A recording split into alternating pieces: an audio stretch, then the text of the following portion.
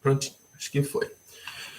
Então, bom dia a todos e a todas. É um prazer recebê-los e recebê-las aqui nessa nossa primeira aula aberta da disciplina de publicação da pesquisa clínico-qualitativa em saúde. Eu sou o professor Érico Campos, sou um dos docentes responsáveis pela disciplina, e hoje, além dos alunos regulares, né, nós temos também as pessoas que vieram participar da aula. Essa é uma iniciativa do nosso núcleo, do Núcleo de Estudos, Extensão e Pesquisas em Psicanálise, para dar maior visibilidade para os nossos trabalhos, aproveitando também as condições do nosso novo normal, onde lives e aulas abertas e tudo mais, né, se tornaram comuns, né? E eu fico muito feliz de estar recebendo hoje para a nossa primeira aula aberta a professora Beth Reis, né, que inclusive, né, começou esse trabalho na UEL, e eu tive o prazer de participar de uma aula aberta lá na pandemia, sobre luto, e hoje quando a gente começou o nosso projeto, foi uma das primeiras pessoas que eu pensei em convidar, e fico muito feliz que ela possa ter aceitado, né, e está abrindo aí esse nosso primeira rodada, né, de aulas sobre metodologia de pesquisa, sobre publicação, e eu fiquei muito feliz também que no rodízio, né, das datas, porque é muito difícil conciliar as datas de todo mundo, né, mas eu fiquei feliz que a Beth começou em primeiro lugar, não só porque uma cortesia, né, da gente trazer de volta, né, fazer o convite de volta, mas porque também tem a ver com algo que a gente vem conversando na disciplina, que em tempos de clínica ampliada, né, e de tantas outras novidades, às vezes o caso clínico, a questão da clínica, né, ela é deixada de lado e ela merece atenção, renovação, cuidado. Então, por isso eu pensei também de chamar a Beth para falar um pouco da questão de como que a gente pode pensar os fatos clínicos hoje, né? Então, essa é a proposta da aula aberta. E para isso a Beth, que agora, né, é nossa colega também de GT, já era nossa colega de parcerias, né? A gente tem uma boa parceria com a UEL, né? Os nossos alunos participaram das disciplinas, né? Inclusive dessa disciplina, uma disciplina parecida como essa que vocês têm na UEL, né? Então, é uma parceria muito legal que a gente tem feito com o pessoal da UEL, não só a Beth, outros professores e professoras também, né? A Maíra está aí, nossa colega também. E, então, fico muito feliz que a gente possa fazer essa conversa aí inicial sobre como é a clínica hoje, como podemos pensar a clínica hoje, né? Nesse contexto de tantas novidades, né? Sobre metodologia de pesquisa. E para isso a gente hoje tem a professora Beth Reis, que tem esse nome, né, pomposo, Maria Elizabeth Barreto Tavares dos Reis, né? Eu vou fazer uma apresentação breve. Eu não gosto de ler o currículo Lattes das pessoas, porque é meio informal demais, né? Ou é meio formal demais, né? Então eu só vou destacar que a professora Beth é mestre em psicologia clínica da PUC Campinas, doutora em psicologia clínica da USP, e hoje em dia ela é docente do Departamento de Psicologia e Psicanálise da Universidade Estadual de Londrina, onde é professora do programa de pós-graduação e desenvolve, né, todas as atividades de ensino, pesquisa, extensão, gestão, e também está à frente aí dos programas de residência, né, residência multiprofissional em saúde da mulher, né? Isso, fiquei sem a cola aqui. Da saúde da mulher, né? Então tem um papel importante também, né, nessa articulação entre ensino, pesquisa e extensão, né, das nossas universidades. E também ela é membro do GT, de Psicanálise Clínica Ampliada, minha colega lá. Recentemente a gente teve nossas reuniões também, né, nas nossas parcerias. E hoje, então, eu convido a Beth para falar um pouquinho para a gente, a partir do livro, do capítulo de livro que ela publicou, né, e que reflete esse trabalho que ela já vem fazendo há um certo tempo, né? E, além disso, a Beth, que trabalha com clínica psicanalítica na universidade, ela trabalha com uma linha de pesquisa importante, né, em família, em parentalidade, né, e eu nunca sei falar o nome, Beth, gêmeos. Gemelaridade, né? Né? e que é um trabalho super interessante, né? Raro também, né? Então a gente também tem o prazer de ouvir um pouquinho ela a partir dessa experiência com essa clínica tão particular, tá bom? Beth, bem-vinda, é um prazer estar aqui com você. Passo a palavra para você, enfim, terminar de se apresentar e eu estou aqui acompanhando e mediando a nossa conversa, tá? Eu vou pedir para as pessoas que a gente deixa para perguntar no final, né? A não ser que tenha uma coisa assim muito urgente, né? Para priorizar a exposição da Beth, e depois a gente abre para perguntas, né? E podem botar no chat e aí eu vou fazendo a mediação e colocando na ordem, né? Também vou pedir para a gente priorizar os alunos da disciplina, né? Que eles possam falar, mas aí eu faço isso aqui, tá bom?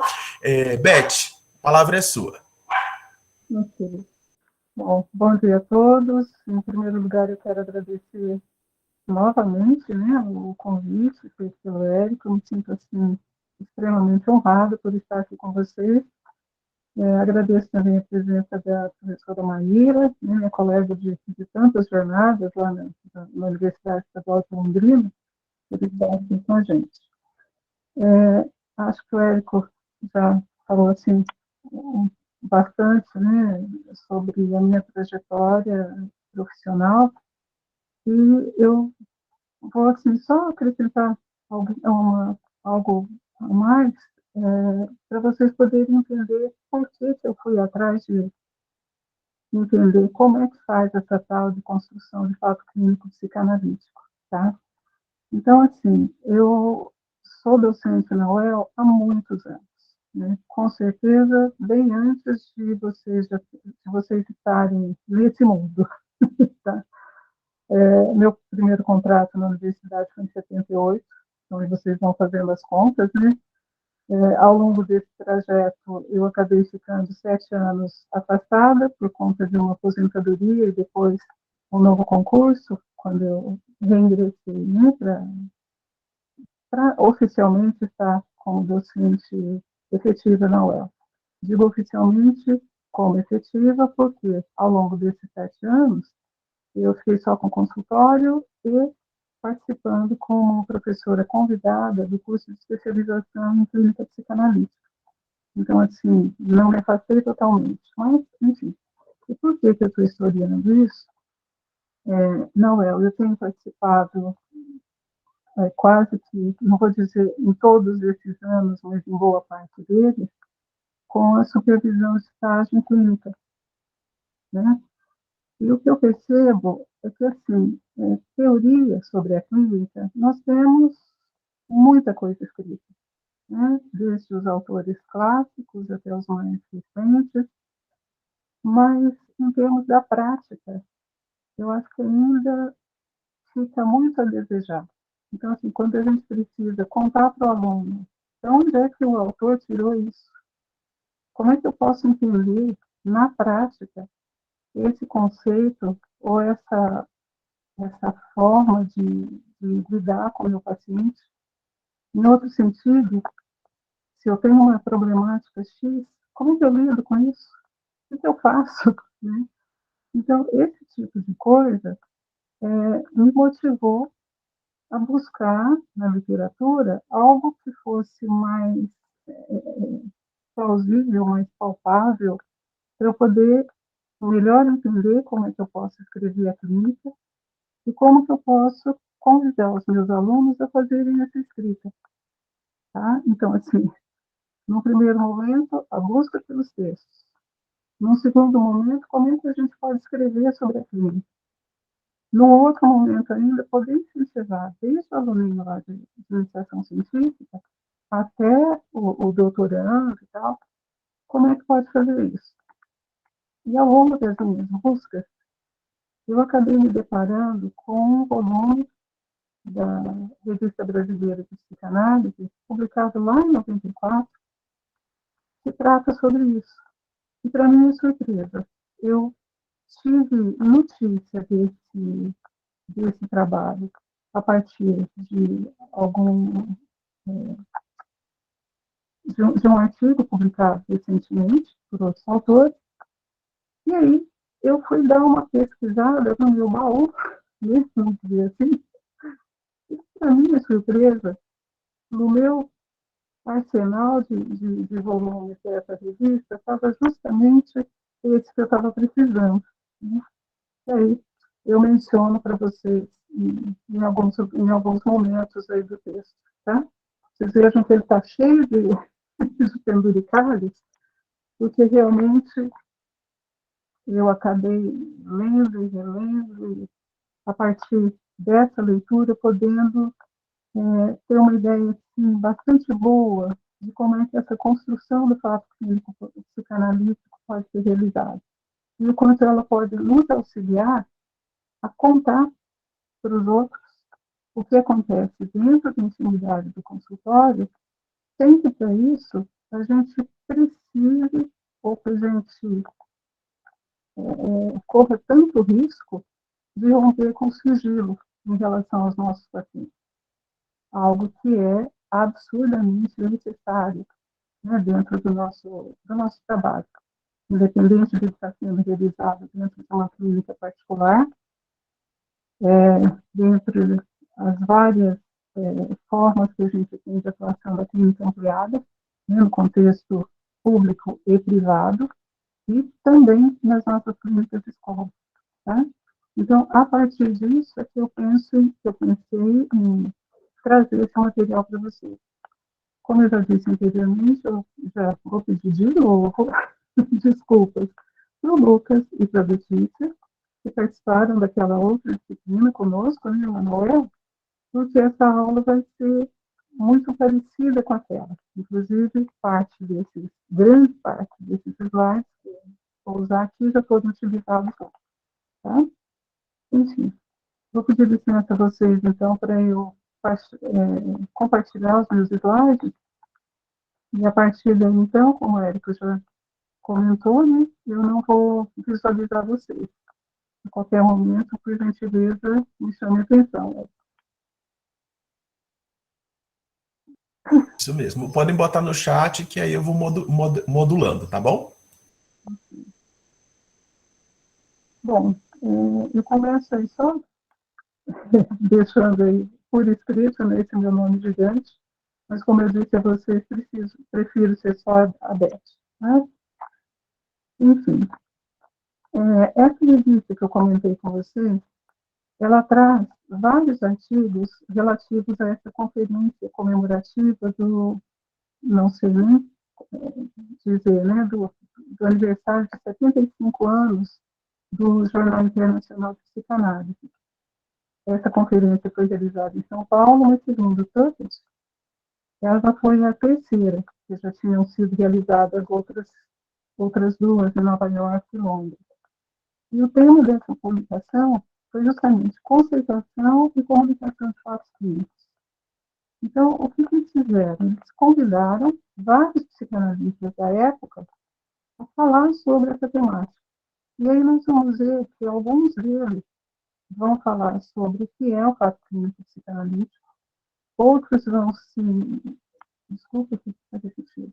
Outros vão falar um pouco a respeito de como essa formulação dos fatos clínicos pode ser feita em relação ao próprio paciente, a validação desse fato clínico e a publicação. Tá? São temas que, quando a gente vê assim,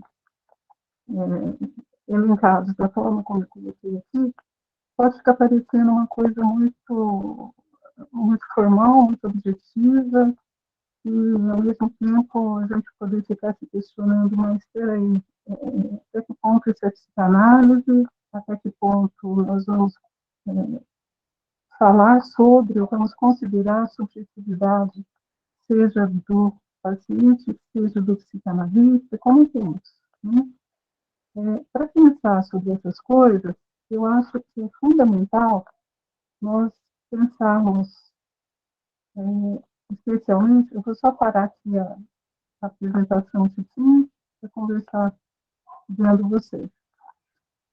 Eu acho que para a gente pensar sobre essas questões todas, há necessidade, primeiro, de nós considerarmos o que isso tem a ver com a apresentação desse tipo de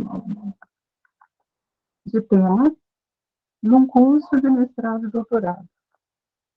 E aí, o que fica para mim? A importância é como é que nós podemos traduzir, de certa forma, o que acontece na intimidade do setting psicanalítico para um espaço de pesquisa, de divulgação, de uma forma assim, tão, eu diria, tão mais sistemática do que aquilo que acontece dentro do consultório. Isso porque lá no consultório, com o que a gente trabalha? Quais são as duas ferramentas básicas? No meu ponto de vista, do que eu entendi da psicanálise, né? É a associação livre por parte do paciente, tá? Tá difícil de ouvir? Eu posso tirar o microfone e falar sem ele. Vamos tentar? Isso, professora, acho que vai ficar melhor. Tá um pouquinho abafado o áudio.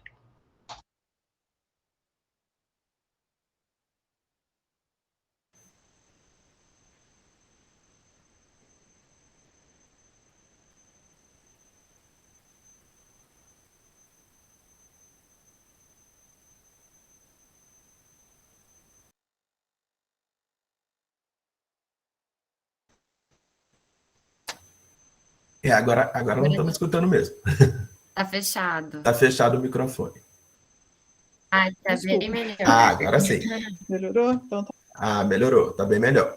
Beleza, obrigada. Então, gente, desculpe aí por estar tão baixinho antes. Então, eu vou só retomar um pouquinho. Então, assim, por que eu acredito que falar sobre a construção do fato clínico psicanalítico no contexto da academia é tão importante? Eu penso que uma coisa é a pesquisa que nós fazemos enquanto clínicos, né? Porque dentro da psicanálise, junto com o nosso paciente, nós estamos sempre fazendo pesquisa, mas fazendo pesquisa em relação às vivências daquele indivíduo, para ajudá-lo a entender o que está acontecendo com ele, que é diferente da pesquisa acadêmica que nós fazemos, certo? Mas por que tratar dessa temática aqui no nosso, vamos dizer, no nosso universo acadêmico? Por quê?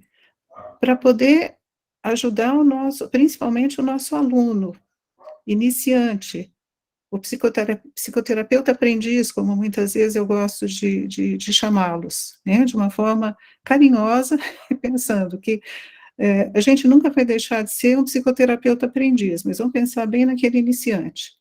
Então, se nós pudermos trabalhar de uma forma mais objetiva, para poder ajudar esse indivíduo a entender o que acontece na intimidade do setting terapêutico, e que a gente possa escrever sobre isso, eu penso que ajuda bastante. Por isso, penso que vale a pena nós termos esse assunto em publicações, em aulas e assim por diante, tá? Pensando a respeito disso, eu acho que vale a pena também a gente pensar, peraí, mas dá para fazer pesquisa em psicanálise, sobre psicanálise? Claro que sim. E uma coisa é, se nós vamos fazer pesquisa sobre psicanálise, nós podemos usar dos artifícios da psicanálise para tentar entender coisas que acontecem aí pelo mundo, né? Até de um filme, de uma obra de arte, né? Pensando aí nos filmes que o Érico, né, tanto valoriza. Então, assim, nós estamos, sim, fazendo uso da psicanálise para compreender fenômenos que estão aí pelo mundo, e inclusive retratados nas várias nuances artísticas, vamos dizer. Mas, se nós formos fazer a pesquisa em psicanálise, nós temos que pensar nessa pesquisa realizada a partir do setting terapêutico. E quando falamos, então, sobre a questão da construção do fato clínico, nós vamos partir daí, certo? Mas também pensando que o próprio Quinodós, que é um autor que eu vou falar aqui em vários momentos da nossa aula, ele vai dizer que nós temos o fato clínico psicanalítico propriamente dito, sendo aquele que acontece dentro do setting. Mas nós podemos ter também fatos clínicos psicanalíticos fora do setting terapêutico, que eu acho que é muito do que a gente pode fazer quando nós analisamos relatos de casos e vamos tentar extrair dali fatos clínicos que podem ser transformados em psicanalíticos depois, tá? É um pouco disso que eu vou continuar tratando aqui com vocês, tá? Eu vou voltar para os meus slides, então, que aí eu vou meio que dividindo um pouquinho aqui, um pouquinho lá, para eu poder visualizar vocês também.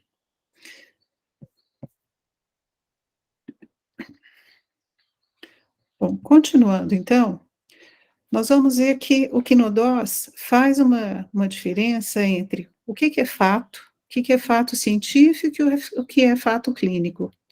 Então, se a gente pensa em fato, nós estamos falando de algo que aconteceu, que pertence ao domínio do real, que pode ocorrer no campo da subjetividade, né, da realidade psíquica, mas não é só isso, tá? Fato é algo que aconteceu.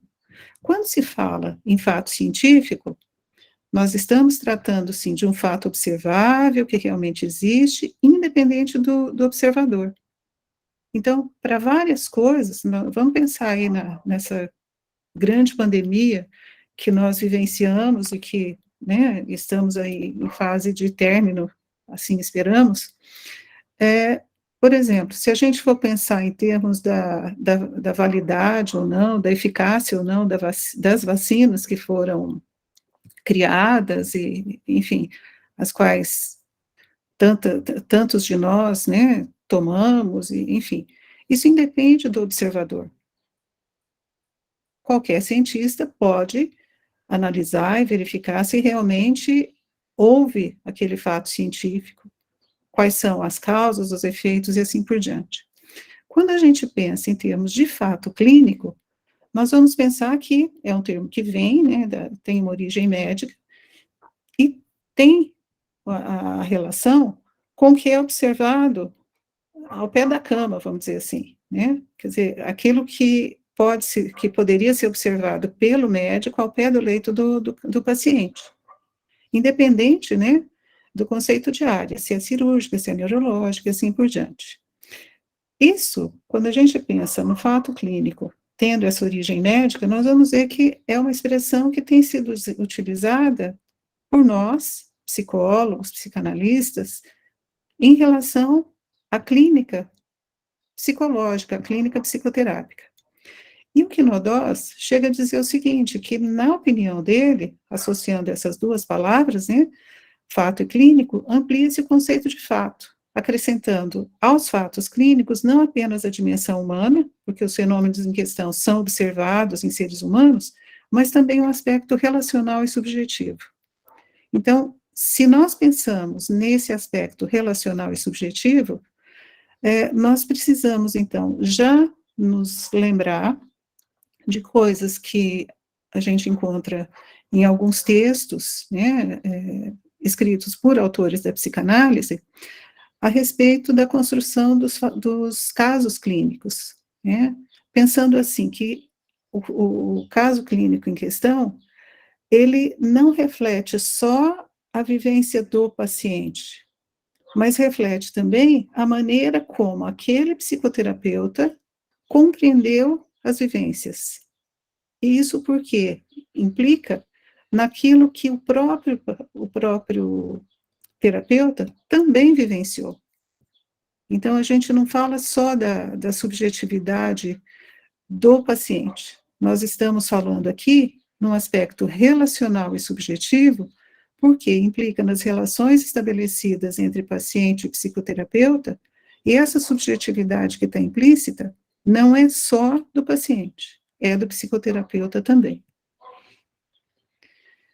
Então, nós vamos ver que, se pensamos nessa forma de pensar os fatos clínicos, nós vamos perceber que um fato comum começa a ser transformado em fato clínico psicanalítico a partir do momento em que, na mente do analista, o entendimento se fixa na realidade psíquica. Tá? Isso aqui quem fala é Volmer Filho, que é um outro autor que também tem artigo publicado naquela revista que eu mencionei a vocês.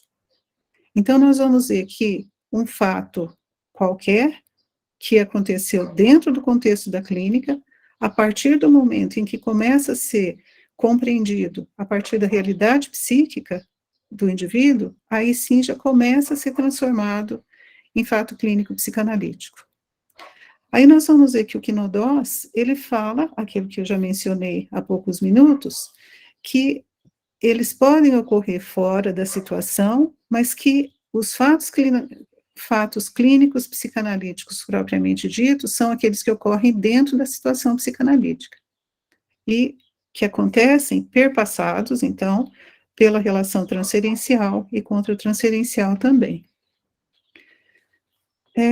Quando nós pensamos em termos dos fatos clínicos psicanalíticos externos à situação psicanalítica, nós vamos ver que eles têm esse tipo de características, que são observáveis, refletem a estrutura psíquica do paciente, pertencem à área da psicanálise, que eles estão relacionados a fenômenos inconscientes, só que eles têm um problema, vamos dizer aí, que eles estão fora de um contexto que possibilite a transferência e a contratransferência.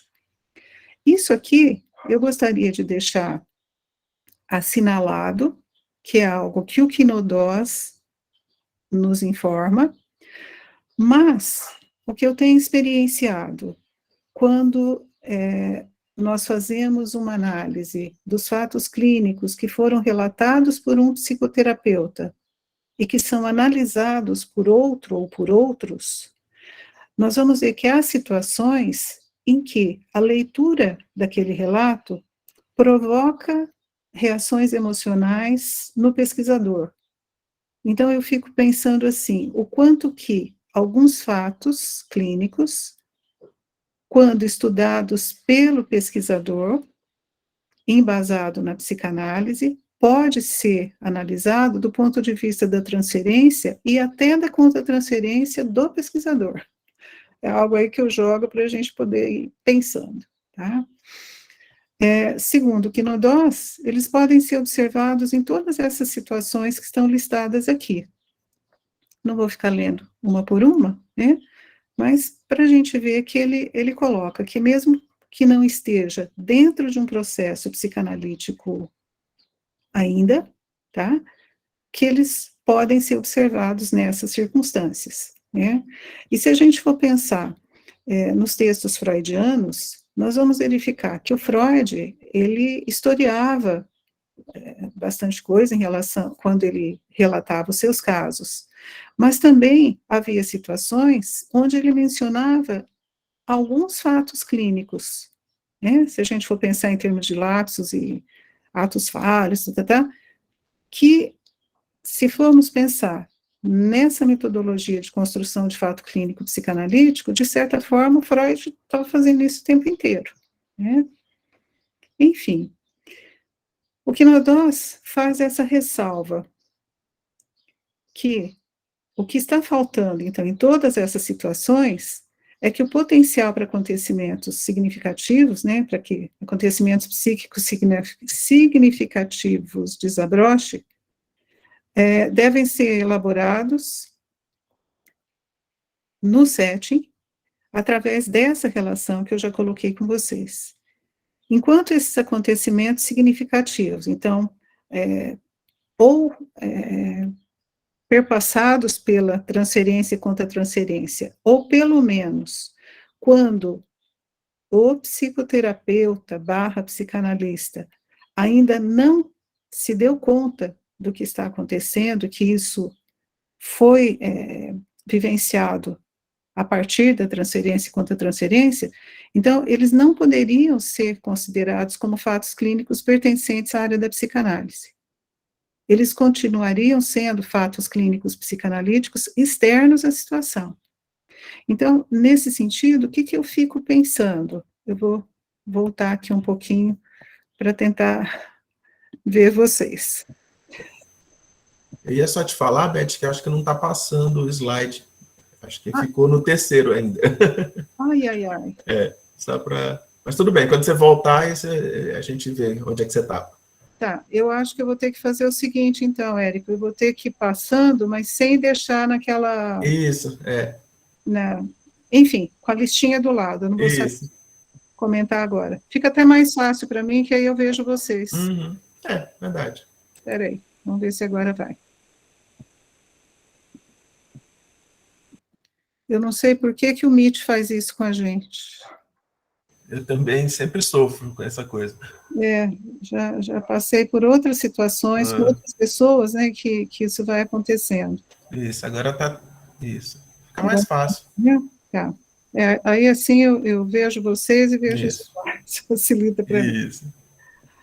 Mas só precisa, talvez, aumentar um pouquinho. Tá. Porque esse aí não está dando para ler. Tá, vou tentar fazer aqui.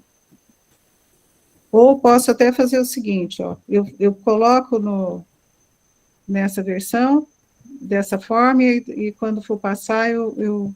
É porque quando aparece o outro, aí ele sai da tela. Quando vai na apresentação de tela cheia, né, ele não aparece para a gente. É melhor deixar nesse mesmo. Gente, deixa assim, então. Isso. Tá, vou só tentar aumentar aqui um pouco. Esse aí deu para ler. Esse está dando. Isso, pronto. Gente, desculpa. Perfeito. Melhorou? Perfeito. Então, tá bom.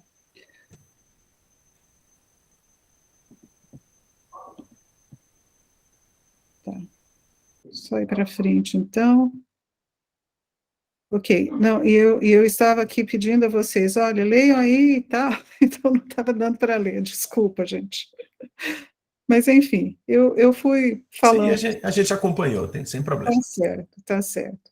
Então, voltando aqui, né, nós vamos só retomando um pouquinho, é que assim, o quinodose, então, ele vai fazendo uma diferença grande entre o que é o fato clínico dentro da situação e fora da situação psicanalítica, né, para isso ficar bem claro para nós o que nós podemos fazer, enquanto o psicoterapeuta ou psicanalista ali com o seu paciente, o que nós podemos fazer de fora, né, como pesquisadores. Eu acho que isso é o ponto fundamental no meu ponto de vista. Nós vamos ver também que o que os autores vão colocando, em especial aqui o quinodose, né, é que, então, esses fatos clínicos e fatos clínicos psicanalíticos, eles vão do sintoma, à neurose de transferência e à solução final. E nós podemos fazer uma análise a posteriori de todos esses momentos quando nós fazemos análise de relatórios de atendimento, tá? E aqui, então, o que o quinodose vai dizer é que, para ele, um autêntico fato clínico psicanalítico responde ao momento em que o psicanalista apreende a totalidade do complexo dos elementos significativos que observa na relação transferência e contra-transferência, considerando, então, que eles são modificáveis pela interpretação, de modo a resolver a neurose de transferência e com eles os sintomas. Então, assim, para quem tem familiaridade com o processo psicanalítico, acho que isso fica tranquilo de compreender, né? Como eu sei que nós temos, eu imagino que nós temos, dentre as pessoas que estão nos assistindo, tanto pessoas que já estão num nível mais intenso, né, de experiência clínica, e outros que talvez estejam aí dando os primeiros passos. Por favor, gente, se tiver qualquer coisa, me interrompam, tá, que a gente pode conversar um pouquinho melhor, tá? Nós vamos ver, então, que a gente precisa pensar, quando nós tratamos dos fatos clínicos psicanalíticos, em alguns elementos, né, que o terapeuta poderá se utilizar. Então, pensando em termos de percepção, e aí eu coloquei aqui, incluindo fatores contratransferenciais. Isso porque o que o psicoterapeuta, o analista vai fazer, não é só se atentar ao que o paciente fala, como é que ele se expressa, mas o que eu sinto enquanto eu atendo essa pessoa, tá? E quando se fala em termos de percepção, lembrando que percepção implica em tomada de consciência. diferente de emoção, que eu posso ter uma emoção que eu não estou consciente dela ainda. Eu sei, assim, que eu estou sentindo algo estranho, mas eu só vou ter uma percepção melhor do que isso significa, para daí eu poder falar em termos de sentimento, a partir do momento que eu tenho consciência disso. Então, quando se fala da percepção de fatores contratransferenciais, eu posso muitas vezes estar atendendo um paciente, eu tenho uma sensação diferente, que eu não consigo entender, porque a contratransferência é inconsciente, né? E quando eu começo a perceber algo em mim, eu posso tentar buscar uma compreensão do que isso pode significar para mim mesma e o que pode ter sido projetado em mim pelo meu paciente. Tudo isso são coisas que esse autor vai falando para a gente tomar cuidado, prestar atenção, porque a partir disso pode ser que aquele fato que aconteceu na clínica pode se transformar num fato clínico psicanalítico, ok? Bom, uma outra coisa é a constatação de que esses fatos se encontram numa temática ou conduta repetitiva. Isso aí tem a ver com o quê? Quando a gente está fazendo atendimento, muitas vezes a gente não se dá conta de que aquele tema pode se repetir inúmeras vezes. Freud já falava, né, no texto lá, repetir, o que é? Repetir, recordar, elaborar, né? Mas, quando a gente pega um caso já finalizado, e que aí você vai analisar os vários relatos de sessões, é muito comum você perceber essa repetição. E isso tem a ver com algo que o Quinodós aponta para a gente, que pode acontecer até de haver um certo padrão de fatos clínicos que a pessoa repete ao longo do processo, que pode vir, às vezes, com colorido diferente, mas que a essência dele é a mesma, tá? Na mesma medida que nós vamos ver, né, é isso, basicamente isso que eu já estou colocando aqui, então que pode até haver uma mudança nos padrões de conduta, de narrativa que a pessoa faz, mas está falando da mesma temática, enquanto isso não é solucionado por ela, tá? Bom, quando a gente pensa em termos dos requisitos, né, para se considerar como fato clínico psicanalítico, o Volmer Filho vai nos colocar essas questões. Então, a existência de um campo psicanalítico são constituídos também pelas ideias teóricas e experiências anteriores do psicoterapeuta, do psicanalista, como pessoa e como profissional. E também observar, pensar e analisar os fatos, a princípio considerados comuns, né, relatados pelo analisando, e que estará relacionado com o modo dele de funcionamento desse analisando, seja ele com ele próprio, seja ele com o psicanalista. E quando eu falo seja de uma forma ou de outra, a gente pensando que com o passar do tempo terapêutico, aquelas dificuldades que o paciente enfrenta lá fora vão ser reeditadas com o seu analista, pensando aí na questão da neurose de transferência, né? E que aí, a partir disso, fica mais fácil da gente compreender o que acontece com o indivíduo lá fora e poder trabalhar ali dentro do setting. O Quinodós vai trazer para a gente algumas questões que são pertinentes, né, ao que ele chama de fatos clínicos psicanalíticos propriamente ditos, né? Eu vou deixar que vocês deem uma lidinha nesses quadros que eu coloquei.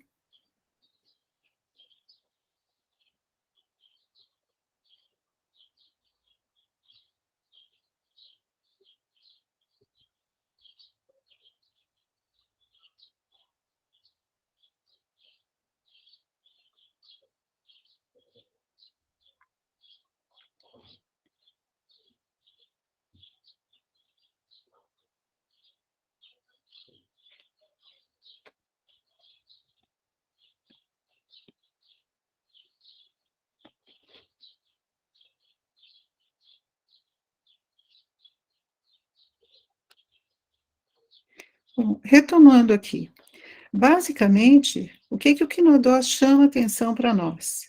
A necessidade, então, de nós estarmos falando de fatos clínicos acontecendo dentro do setting terapêutico, né? E a necessidade de ambos, né? Paciente e o profissional estarem dispostos a entrar nessa aventura, como ele fala, para poder vivenciar aqueles fatos clínicos e buscar a significação deles, tá? Se não houver isso, praticamente a gente não conseguiria trabalhar com fatos clínicos psicanalíticos dentro do setting, para que eles aconteçam, né, de forma assim tão evidente como o Quinodós coloca para nós, tá? Quando o Quinodós aborda isso, ele vai fazendo uma diferença, dizendo que se a gente pensa só em fato clínico, o psicanalista ele continua sendo um observador externo da situação. Como se fosse, o paciente está vivendo isso, eu estou observando. Mas na situação em que nós vamos ver que há a transformação em fato clínico psicanalítico, o psicanalista deixa de ser um observador para ele ser um agente ativo. Por quê? Ele vai ter que intervir de alguma forma. E intervir como? Pode ser através do seu pensar, para ele poder entender o que está acontecendo a partir da fundamentação teórica da psicanálise, seja quando ele expressa o que ele está percebendo, que é quando ele vai, então, comunicar ao paciente o que está acontecendo, certo? Então, nós vamos ver que uma coisa é a compreensão desse fato clínico ocorrido. Outra coisa é a divulgação da compreensão do analista para o paciente, que isso daí tem a ver também em como nós vamos fazer isso.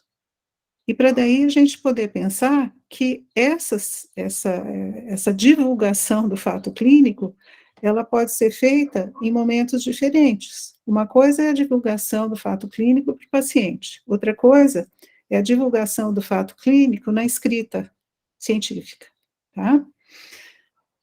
Nós vamos ver também que o Quinodós chama atenção que alguns fatos podem não ser passíveis de ser identificados ou transformados como fato clínico psicanalítico.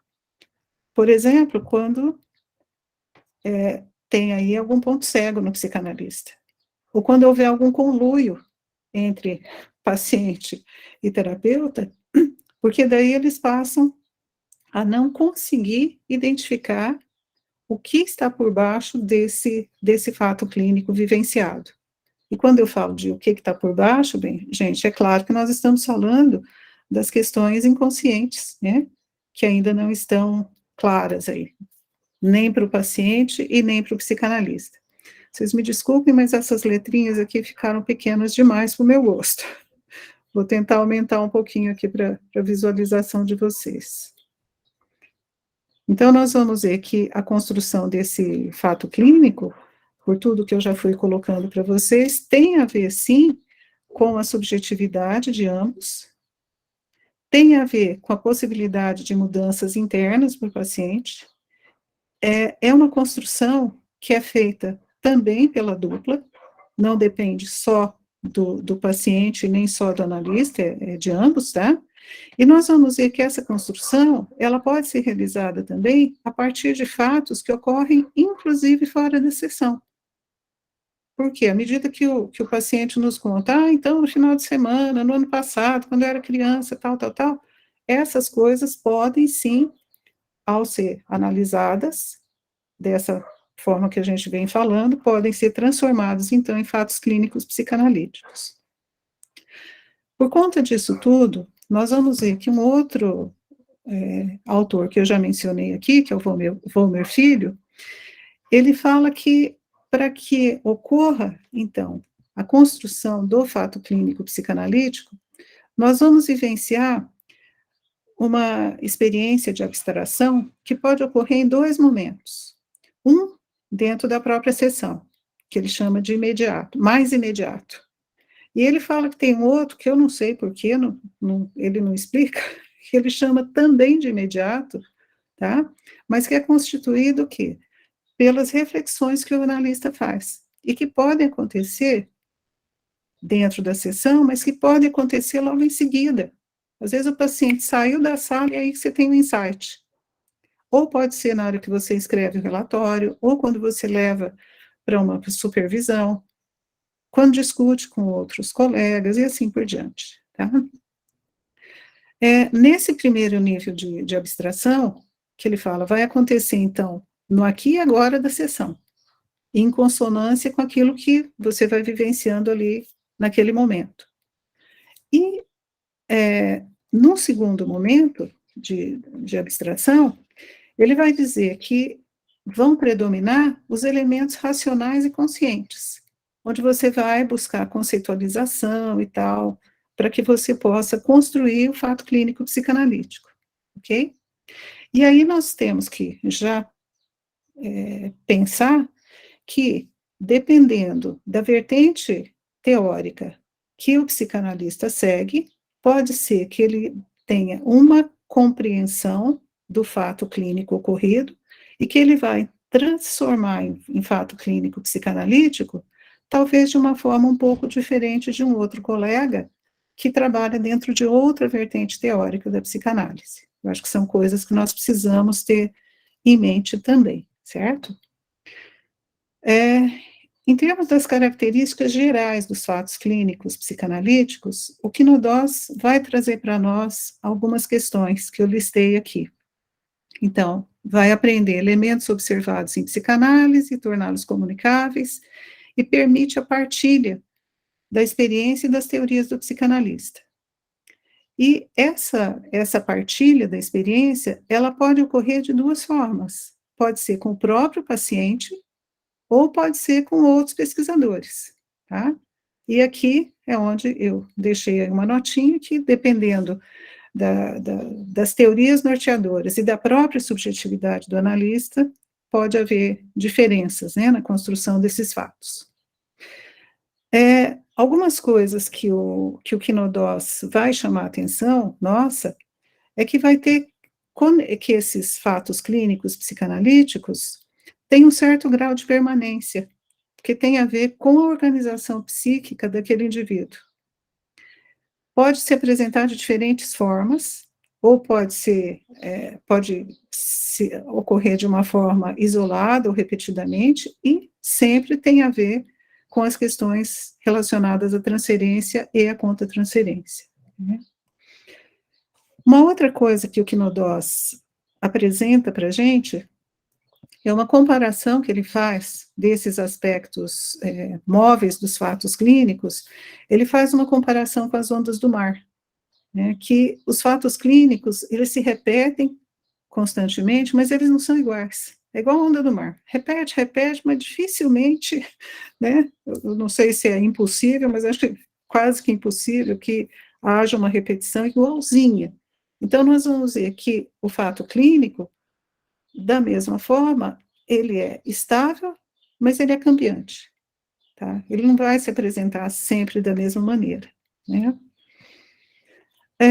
Uma outra coisa é que esses fenômenos, eles adquirem um certo grau, então, de previsibilidade, probabilidade de repetição, possibilidade do paciente repetir, inclusive, comportamentos semelhantes em situação similar, e isso nos auxilia na análise das situações, né? Nesse momento, eu me lembro de uma pessoa que eu atendi há alguns anos atrás, e que tinha como característica, uma das características básicas, era a intenção dessa pessoa de conquistar um relacionamento afetivo emocional estável.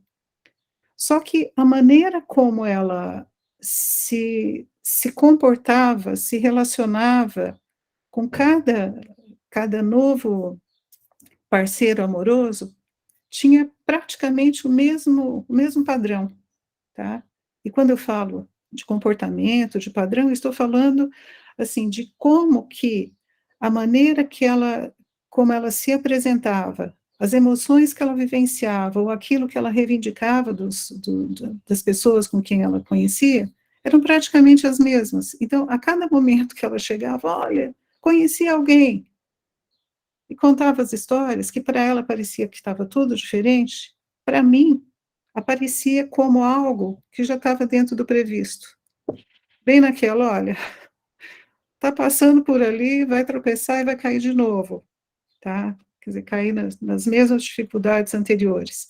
Então, enquanto a gente é só um observador disso, nós não conseguimos auxiliar o paciente.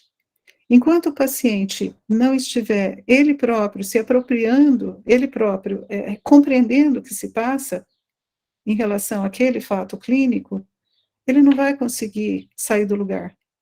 E às vezes nós vamos precisar ajudá-lo com imensas interpretações, imensas que eu digo em termos assim de, às vezes são interpretações que para o psicanalista está perfeito, mas se o paciente ainda não está pronto para recebê-las, elas não vão causar o efeito que a gente gostaria, né? Então, assim, às vezes nós vamos precisar de vários pequenos fatos clínicos transformados em fatos clínicos psicanalíticos para que em algum momento essa pessoa possa realmente se apropriar deles. E nesse sentido, eu já vou chamando a atenção aqui para a questão da validação do fato clínico. Nós vamos depois tratar um pouco disso. Aqui, acho que são coisas aí bastante simples, né, para quem está acostumado com a clínica, no sentido, assim, da indissociabilidade do que é latente e do que é manifesto, né, em termos aí das várias expressões, no sentido manifesto das vivências, e das questões subjetivas. Então, objetivamente, nós podemos ter tudo isso aqui que o paciente pode nos apresentar. Mas aí nós temos que fazer uma leitura do que estaria por trás disso, pensando nas questões subjetivas. Tá? Aí, uma outra pergunta que a gente se faz é onde fica a intersubjetividade. Então, para que a gente possa trabalhar com as questões subjetivas, nós temos que pensar também na questão da intersubjetividade. Por isso eu estou aqui o tempo inteiro ressaltando a questão da contratransferência, né, que esses autores mencionam, mas que para mim são muito caras, né, no sentido assim de levar em consideração o que o terapeuta sente. Tá? Falando um pouco sobre tudo isso, gente, talvez vocês estejam aí se questionando, né? Não Lucas e Letícia, né? Porque a gente já falou disso, tem outras pessoas aí assistindo que eu sei que já ouviram também, já leram a respeito, que são pessoas que eu conheço, mas assim, como é que eu faço para fazer análise desses fatos clínicos, me colocando agora não como o terapeuta, mas como o pesquisador, tá? E aí eu vou trazer alguns estudos e vou pedir licença a vocês, porque eu trouxe muito do que a gente vem fazendo na UEL, tá? Então, tem o texto de Silva e Macedo, né, que vocês vão ter depois a referência no final aqui da minha fala. Então, elas vão colocar assim, o quanto que você pode fazer recortes ao longo da análise, a partir de anotações e registros de memória do analista. E aqui faço um parêntese, gente, para a gente pensar que o caso relatado é o caso relatado segundo aquele psicoterapeuta, né? Se a gente tivesse a possibilidade de gravar as sessões, talvez tivesse uma escrita do relato diferente do que aquela que está sendo colocada, né? A questão da transferência contra transferência, que instrumentaliza o pesquisador. Aí, algo aqui que eu acho que é importantíssimo, principalmente para os alunos aí iniciantes, né, na pesquisa em psicanálise, que o que a gente faz com os relatórios de sessões clínicas é algo que é semelhante à escuta psicanalítica, porque nós temos que fazer leitura com atenção flutuante, do mesmo jeito que o psicanalista ou psicoterapeuta de base analítica trabalha com a escuta com atenção flutuante. Então, assim, a gente não vai ficar, olha, então eu tenho que achar o fato clínico X. Não, eu vou ler e reler aquele material inúmeras vezes para ver o que brota, tá? Então, aí deixando agir o inconsciente do pesquisador. E o objetivo, lembrando, não é a construção de fatos históricos, mas assim a construção de fatos clínicos. Nesse sentido, nós temos que pensar que, diferente do estudo de caso, a metodologia de construção de fatos clínicos psicanalíticos não está preocupada em fazer uma narrativa do caso, mas sim de pensar alguns aspectos que vão ser transformados em fatos clínicos psicanalíticos. Eu acho importantíssimo isso, e pegando aí essa referência, né, que essas autoras chamam muito atenção para a questão do sigilo e a importância de nós fazermos esse estudo depois que o caso foi encerrado. Porque se eu for tentar fazer isso enquanto o processo terapêutico está acontecendo, para eu ser a terapeuta e a pesquisadora ao mesmo tempo, eu posso, com certeza, comprometer o processo terapêutico que está ocorrendo. Então, o que nós precisamos é fazer isso depois, tá? E aqui, um exemplo de estudo é colocado por essas autoras. Eu não vou ficar aqui lendo tudo isso, mas, assim, o que elas colocam é fundamentado naquelas questões que eu coloquei no slide anterior, e ali, no final do artigo, elas trazem uma explicação de um estudo que elas fizeram, tá? No sentido, então, de fazer essa leitura e tentar pensar aí os fatos clínicos que ocorreram e, a partir de então, construir esses fatos clínicos. Eu volto aqui para um dos autores daquela revista, né, que eu comentei, publicada lá em 94, que é onde o Renick vai falar sobre a validação dos fatos clínicos. E quando se pensa nessa questão da validação, ele vai fazer uma diferenciação entre a validação dentro do setting e a validação no campo da publicação, certo? Então, ele vai colocar que, do ponto de vista dele, a intenção, o objetivo, né, da publicação dos fatos clínicos dentro do setting é estimular o desenvolvimento psicanalítico do paciente, no sentido de ajudá-lo a aumentar a própria capacidade de investigação do que acontece com ele. Então, na medida em que eu ofereço uma interpretação de um fato clínico, eu estou fazendo uso de um fato clínico psicanalítico também, porque os autores consideram que a interpretação também é um fato clínico. E o objetivo é fazer com que o paciente compreenda melhor a si próprio e vá evoluir, certo? Os autores chegam a colocar que, assim, a partir de um fato clínico psicanalítico, é possível que surjam outros fatos clínicos que vão sendo analisados e vão gerar novos, e assim sucessivamente, de forma que vão favorecer essa autoinvestigação do paciente. Já a publicação dos fatos clínicos tem um outro objetivo, que é ajudar o leitor a se tornar um profissional mais eficaz em termos teóricos ou teórico-clínicos, certo? Aí, se a gente for pensar, como é que pode-se pensar na validade de uma interpretação? Aí ele vai colocando que, independente de se considerar se está certo ou se está errado, a questão é, será que aquela interpretação colaborou para que houvesse algum progresso para aquele paciente? Será que o paciente compreendeu, estava pronto para receber aquela interpretação? Aí nós vamos ver até que ponto esse fato clínico psicanalítico tem alguma utilidade ou não para aquele paciente naquele momento. Tá? Uma outra coisa que a gente vê a partir do Renick é que ele vai colocando que as interpretações psicanalíticas, elas são hipóteses a ser testadas na prática. E aí pode acontecer de uma interpretação ser ou não ser bem-vinda pelo paciente, né? E isso nós temos que pensar na questão de resistência, tudo aquilo, né, que a gente bem estuda lá com Freud.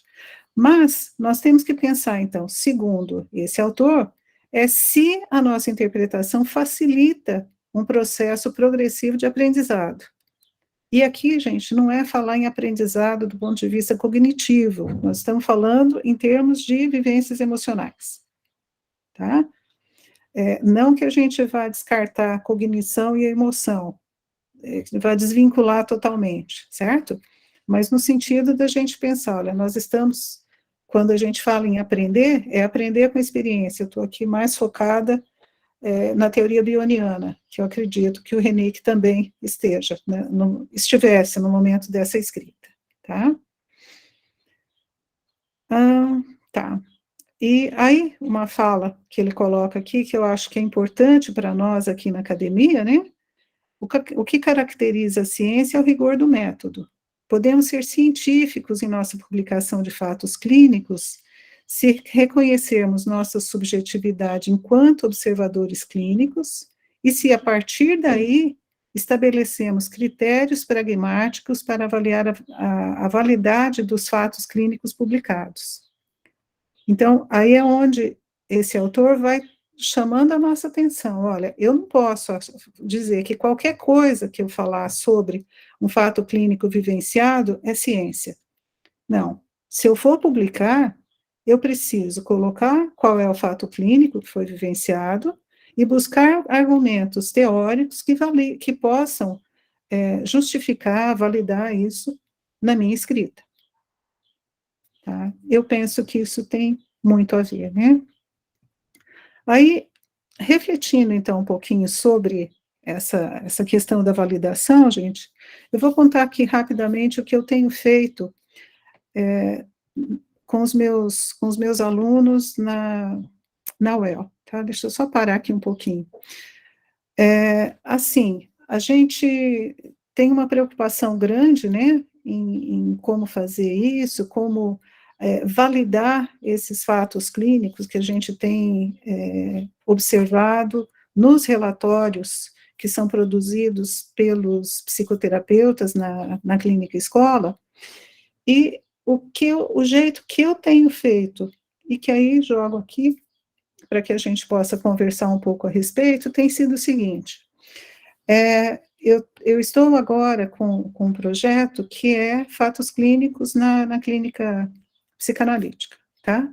Eu não lembro, não estou lembrada agora do nome certinho do projeto, mas vocês podem achar lá no site da UEL. Então, o que a gente tem feito? Com os alunos que eu supervisiono, especialmente no 5º ano de graduação, eu os convido a participar do projeto. Então, aqueles que aceitam, eles assinam um termo de consentimento livre e esclarecido, e o paciente deles também, para que eu possa usar aqueles relatórios que são produzidos semanalmente no projeto. Quem vai analisar esse material são alunos que não participam daquele grupo de pesquisa, daquele grupo de supervisão, tá? Aí eu tenho cuidado de, antes de passar para eles, retirar qualquer tipo de identificação. O máximo que eles sabem é o sexo, a idade, às vezes escolaridade, mas nem isso eu passo para eles, tá? E aí o que acontece? Um aluno fica responsável por fazer a leitura desse material. A partir disso, ele vai fazer a leitura com atenção flutuante inúmeras vezes para tentar achar fatos clínicos que tenham ocorrido naquele relatório, tá? Que tenham sido mencionados naquele relatório. A partir disso, ele leva para o grupo de pesquisa. No grupo de pesquisa, nós temos pelo menos 2 outros colaboradores que vão também fazer a leitura desse material, e aí, na reunião de grupo, nós vamos ver se houve alguma concordância em termos de, sei lá, a situação X, na terceira sessão, se foi considerada como fato clínico por mais de um pesquisador. Se houver essa concordância por pelo menos 2, aí nós consideramos a possibilidade de analisar aquele material, certo? Nesse sentido, a gente tem aí já algumas publicações, e eu vou aqui trazer um exemplo rapidinho para vocês. Acho até que eu vou ter que passar por cima de alguns, senão nós vamos usar aqui o nosso tempo inteiro, não vai sobrar tempo para conversa, né? Então, eu vou aqui meio rapidinho. Aqui eu descrevo essa coisa que eu já comentei com vocês, tá? Então, aqui nesse sentido, foi um estudo onde nós estávamos preocupados em analisar as emoções dos psicoterapeutas aprendizes, tá? E aí, feito tudo isso que eu falei para vocês, a gente acabou elencando alguns fatos clínicos relacionados à preocupação e insegurança do psicoterapeuta, tá? Num outro estudo, que é esse Serei Aceito, né? Estudo exploratório sobre as vivências do segundo psicoterapeuta, nós vamos fazer, foi decorrente do mesmo projeto, tá? Mas que aí a gente ia ver como é que esses terapeutas se sentiam, tá? E nós elencamos 2 tipos de situações, então, a preocupação em ser aceita e o medo de ser rejeitado. Eu vou aumentar aqui um pouquinho, para a gente ver só um deles.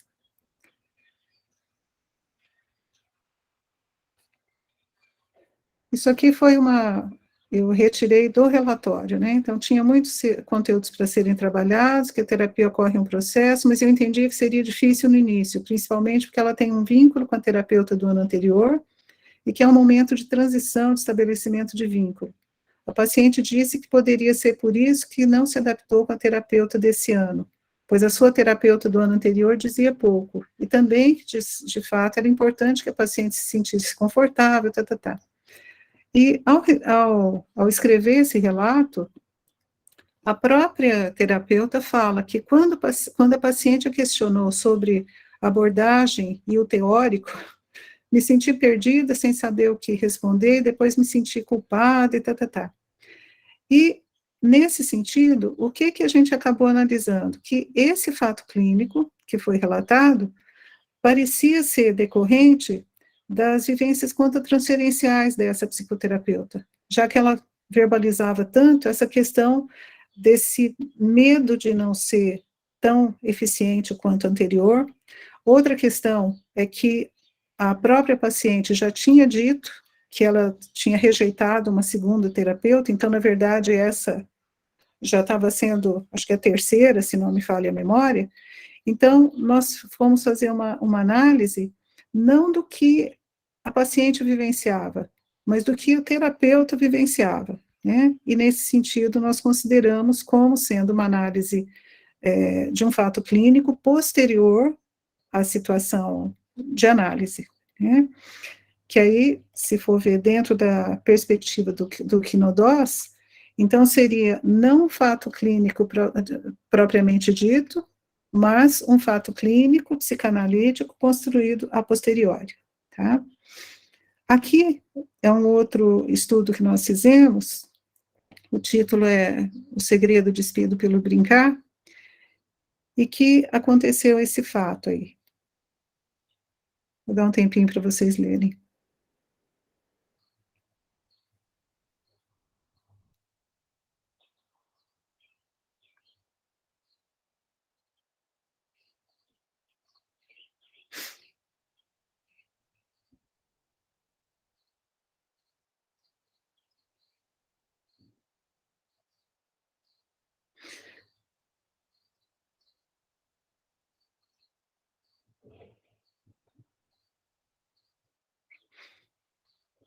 Tá. Nesse sentido, gente, eu trouxe esse recorte do artigo só para mostrar que o mesmo tipo de fato clínico foi repetido em vários momentos.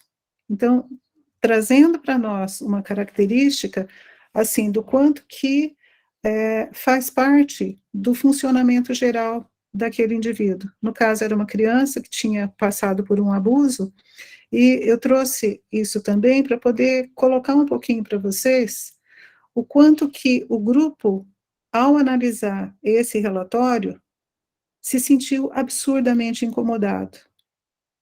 Vocês não fazem ideia das emoções que foram desencadeadas nos pesquisadores ao ler esse material. Daí, eu penso na questão, assim, de como que o fato clínico construído a posteriori também tem muito a ver com a relação transferencial e contra-transferencial, movida pelo relato, e não pela vivência paciente-terapeuta, tá? Aqui é uma outra parte do mesmo estudo, tá? Aqui, um outro texto, esse já bem antiguinho meu, que foi a respeito da adoção do ponto de vista da criança, né? Então, houve cenas em que o pai e a mãe ora cuidavam, ora disputavam a criança, dizendo, ele é meu nenê. Embora eu não nomeasse as figuras como pai e mãe, ficava a impressão de que era uma disputa entre a mãe adotiva e a mãe biológica, tá?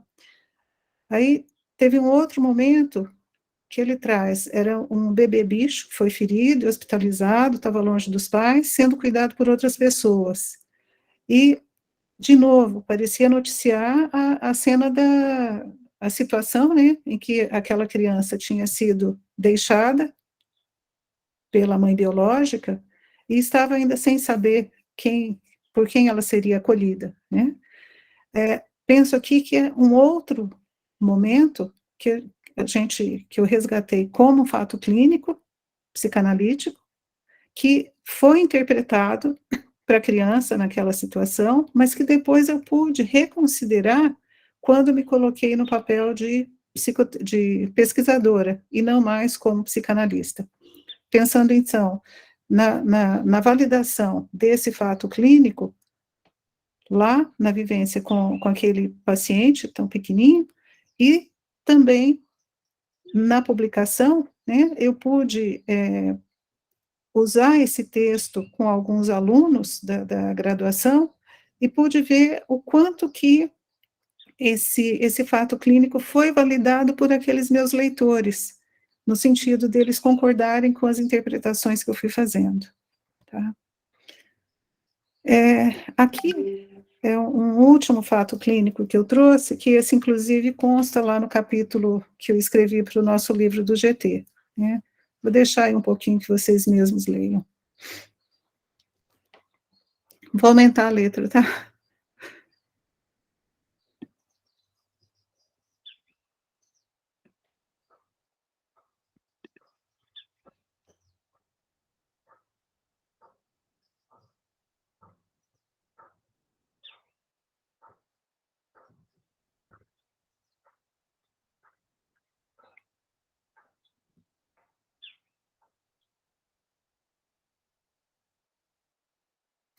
Ok? Aqui, gente, então, como eu coloquei ali, né, uma criança de 5 anos que age comigo desse jeito, eu mesma fui a terapeuta, tá? E assim, tem mais outros 2 fatos clínicos que eu menciono no livro, né? Mas que, assim, como que eu interpretei os fatos, esse e os outros tantos?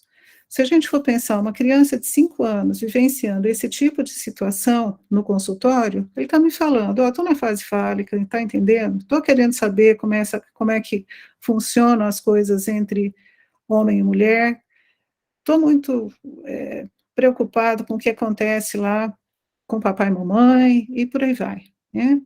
Mas a questão é a gente poder entender como é que isso está sendo vivenciado de uma forma tão intensa e tão agressiva por uma criança tão novinha.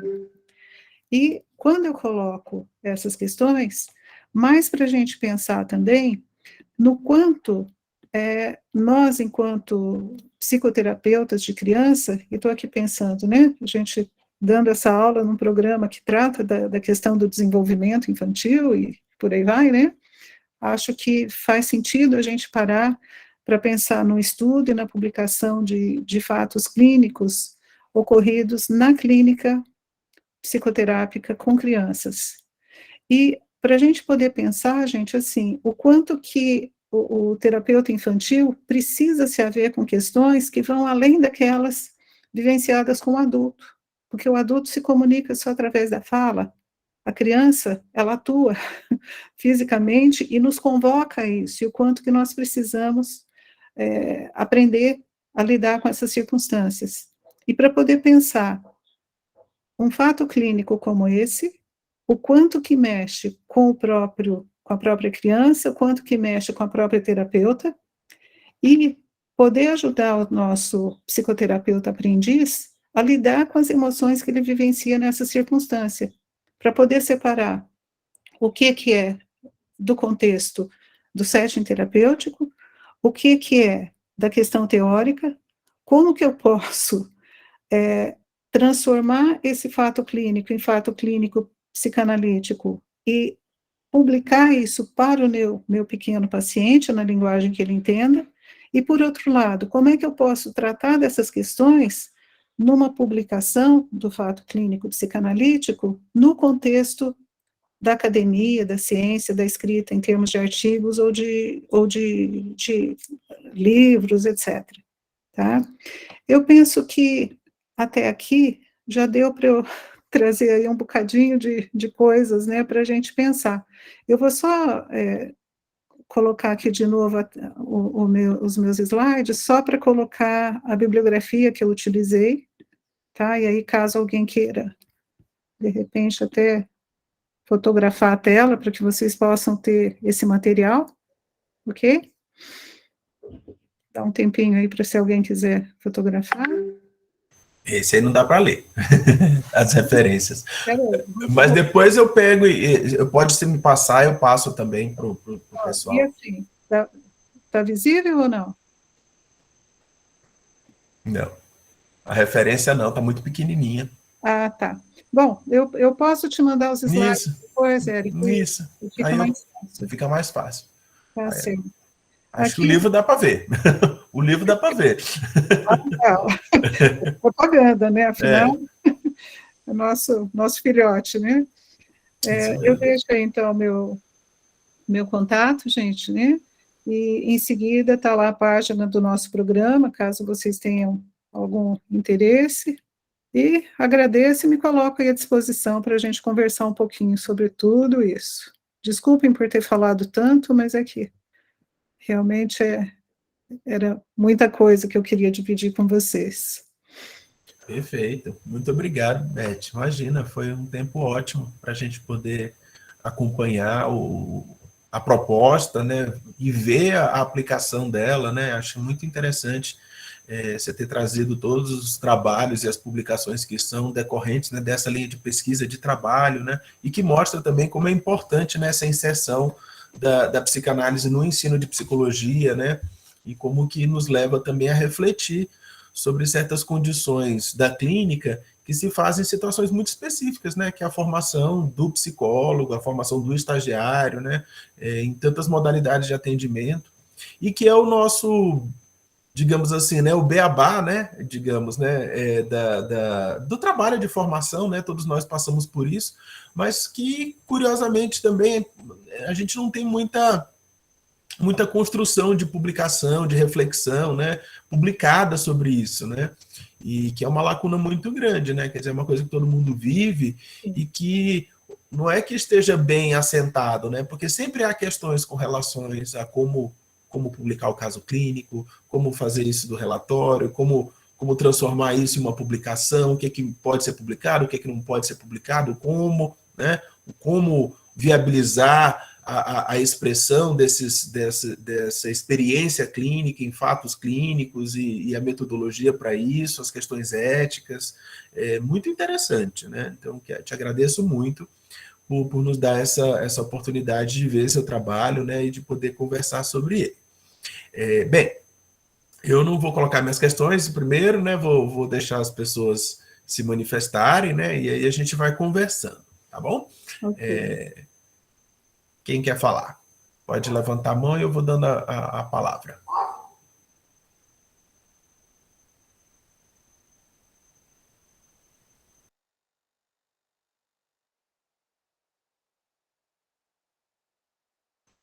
Pessoal, quem quer comentar?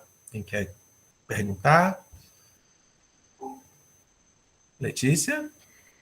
Oi, gente. Então, eu fiquei pensando em duas coisas, professora. Acho que eu pedi ajuda do Érico também, porque acho que se relaciona com a última aula que a gente estava conversando sobre a questão da pesquisa sobre psicanálise, com psicanálise, né, e em psicanálise, no sentido do quanto a gente vai usar o método psicanalítico, vamos dizer assim, né, para efetivamente poder analisar esses dados ou não. E aí eu fiquei pensando, né, Érico, se o que a professora Beth está trazendo, né, se esse método, vamos dizer assim, entraria em uma pesquisa em psicanálise ou com psicanálise. Acho que eu fiquei um pouquinho perdida nesse sentido, né? E um outro ponto que eu fiquei pensando, acho que seria mais um comentário, professora, que eu fiquei pensando no como o grupo, né, e como a supervisão, de algum modo, dá uma sustentação, né, para que, principalmente, vamos dizer assim, os alunos e as alunas que estão passando pela formação, né, ou mesmo os terapeutas iniciantes, e acho que vou me vendo também nesse sentido, né, vão podendo, na supervisão e com o respaldo do grupo, e de algum modo tecendo e encontrando, né, esses fatos psicanalíticos e dando algum sentido, vamos dizer assim, né. Só fiquei pensando na importância mesmo da supervisão na questão da formação. E acho que é isso. Obrigada. Uhum. Letícia, eu acho que a sua pergunta, né, a primeira, se é com, se é em, se é sobre psicanálise, eu considero que seja uma pesquisa em psicanálise. Por quê? Nós partimos do que está acontecendo dentro do contexto do atendimento clínico. E faço aqui uma ressalva, inclusive, assim, em relação a todas as referências que eu fui colocando, principalmente do Quinodós, Valmer Filho, Renick, que eles estavam falando mais do ponto de vista da psicanálise clássica. E eu considero, e aí a Beth falando, né, que nós podemos fazer estudos sobre fatos clínicos psicanalíticos no conceito, no contexto da psicoterapia psicanalítica, que é o que nós fazemos, principalmente em se tratando de clínica escola. De jeito nenhum eu posso falar, olha, foram psicanalistas que atenderam, não. Psicoterapeutas aprendizes de psicoterapia psicanalítica, certo? Esse é um ponto. A outra questão, quando você me fala sobre a importância da supervisão, né?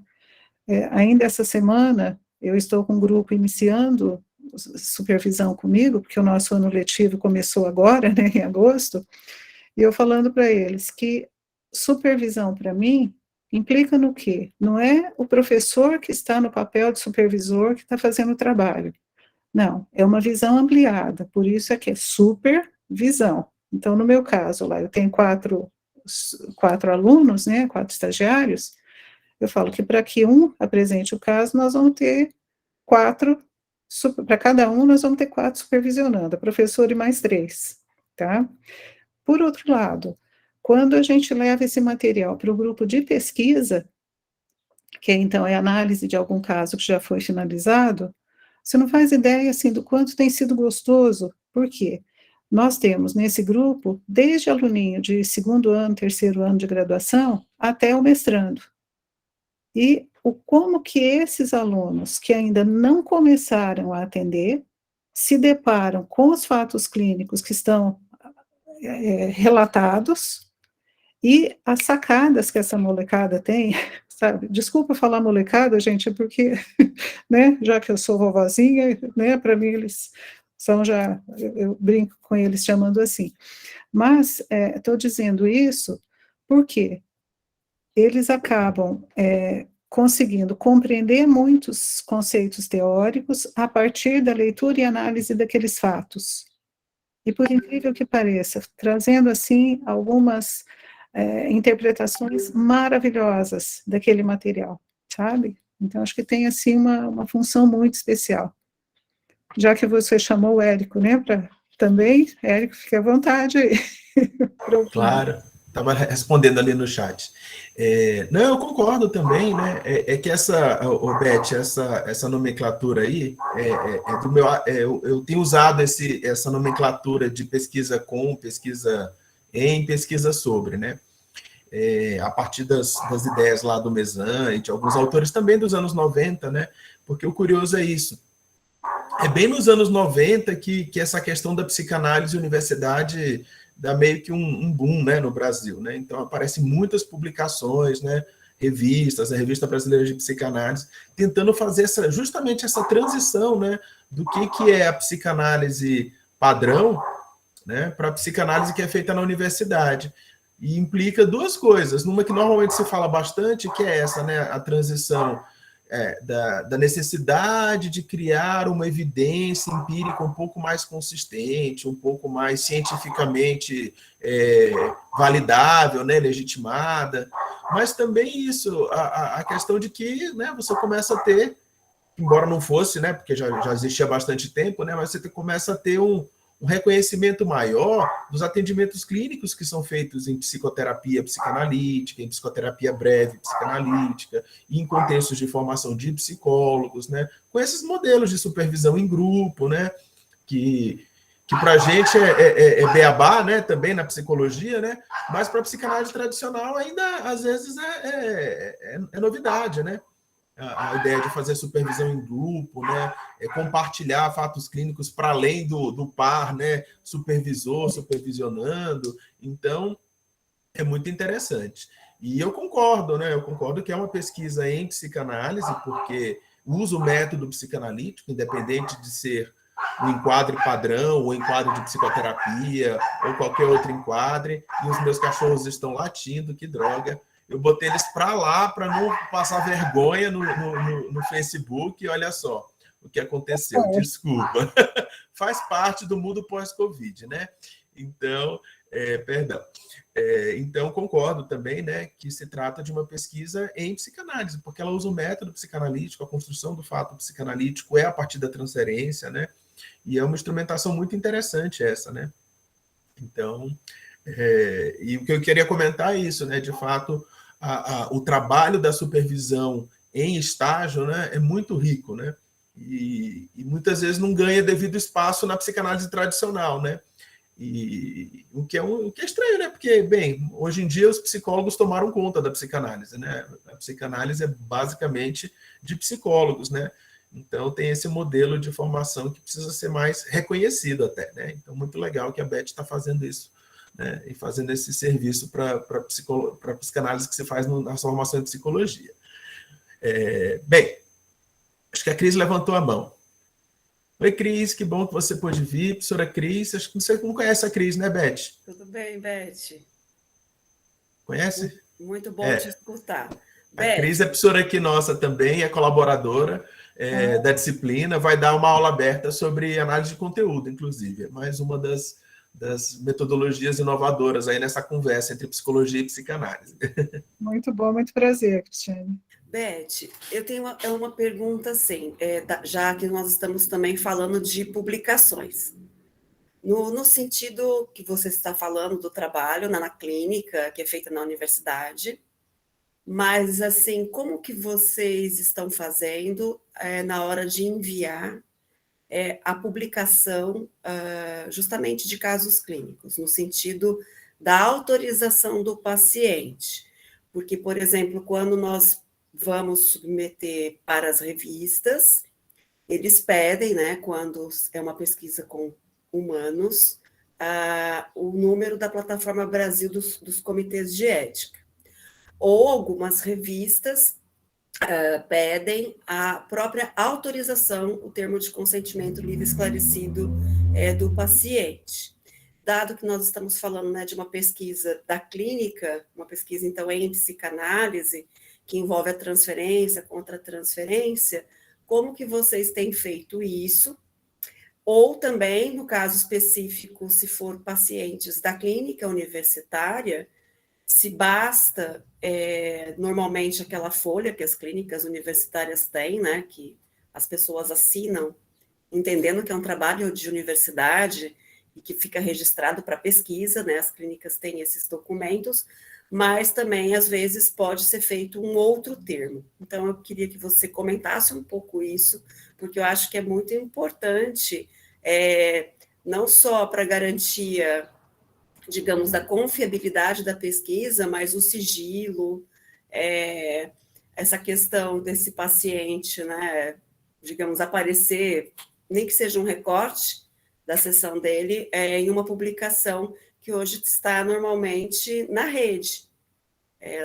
A gente pensa que é muito complexo achar que, às vezes, um paciente vai, coincidido, ele vai abrir aquele artigo, aquela coisa, e ele vai se ver ali. Mas, enfim, é algo que eu acho que é importante a gente conversar aqui. Obrigada. Sim. Cristiane, muito obrigada aí pela sua pergunta. Eu acho que, principalmente para os alunos iniciantes, isso é importantíssimo. O que a gente tem feito? Todos esses projetos que eu mencionei, ou as publicações decorrentes de projeto, eles têm, sim, o aval do Comitê de Ética. Então, são projetos de pesquisa que foram submetidos ao Comitê de Ética em pesquisa com seres humanos da universidade. Aí eles passam primeiro por isso, para depois ser cadastrados na plataforma de pesquisa, né, na própria PG, né, Pró-Reitoria de Pesquisa da UEL, passam por todo um crivo de aprovação, por departamento, comissão de pesquisa do centro, Então, assim, todos têm esse aval do Comitê de Ética. Por isso que eu disse que a assinatura do termo de consentimento livre e esclarecido, tanto pelo terapeuta quanto pelo paciente. Senão, não vai para publicação, certo?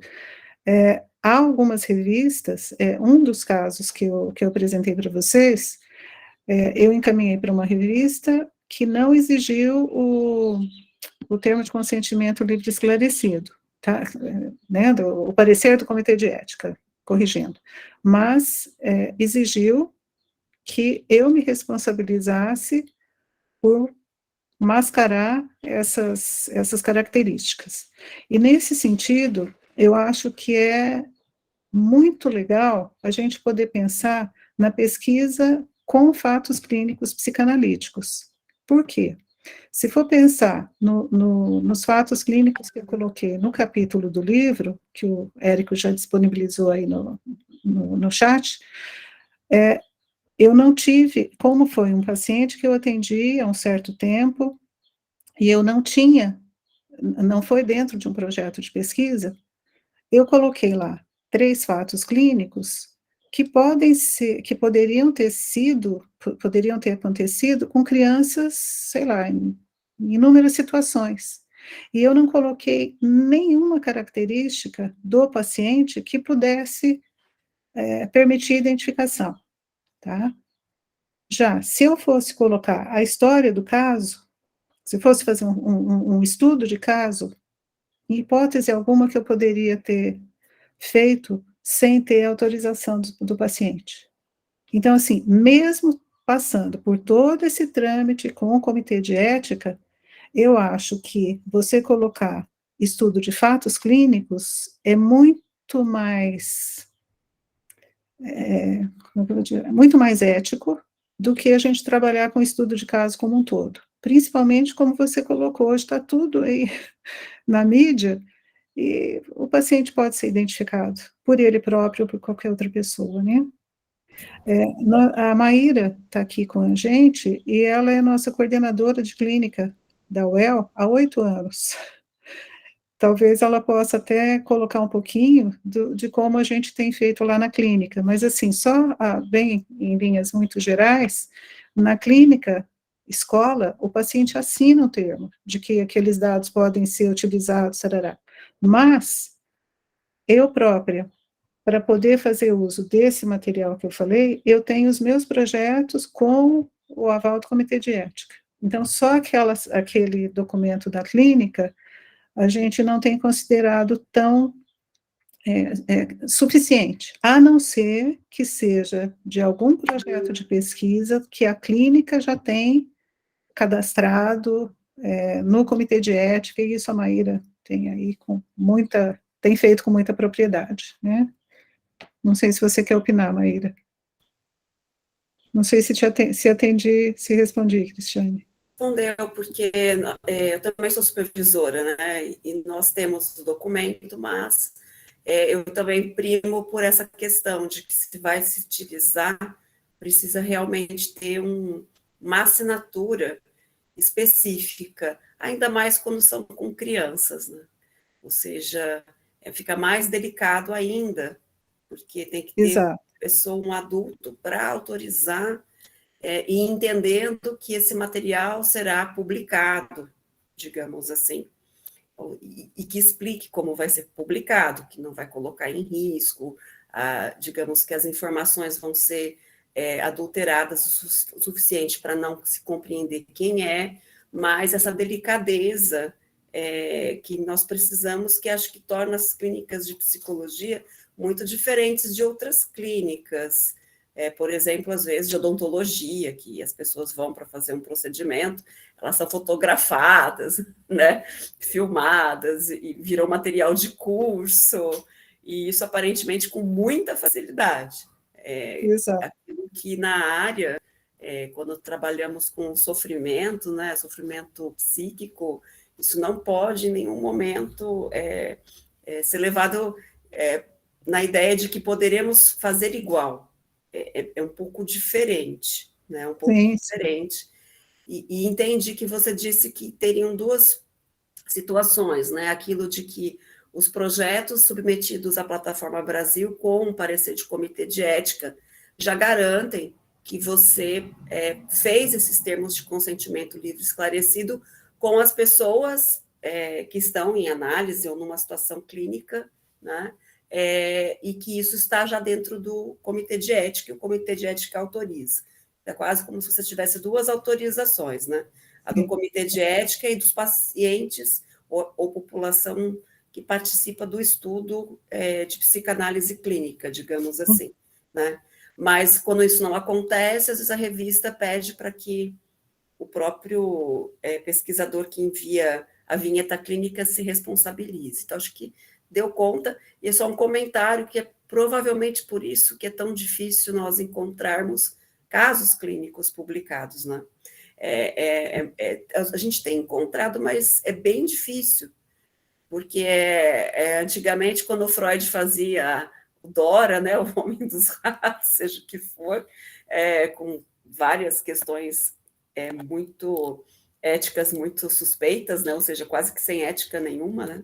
Não existia nada que o barrasse. E hoje nós seguimos protocolos que, às vezes, tem colegas que acabam, bom, eu não vou fazer, porque são muitos protocolos, e também a questão do próprio paciente